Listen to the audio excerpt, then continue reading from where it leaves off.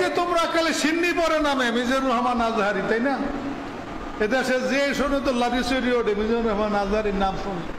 আল্লাহ তার নিয়ামত দিচ্ছে, দীর্ঘ সময় এখানে পড়ছে, সপ্তম থেকে ফাজল পর্যন্ত। কেউ বলতে পারবে না, আমাদের চোখের সামনে তো বেশ রুজু তো তখন ছিল।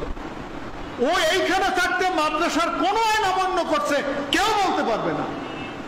কোন ওস্তাদের সাথে বেয়াদবি করছে কেউ বলতে পারবে না। ওই যে এতিমখানার সাইনবোর্ড লাগানো, এটা টিনের ঘর, ওই সালিয়ে হলে মিজান থাকতো আমার অফিসের পাশে। আজান দিত, বাস পাগড়িটা ভাস করে মসজিদে চলে আসতো। এমন সুন্দর করে পাগড়ি বা ভাস করে নিয়ে আসতো, নিয়ে যাইতো।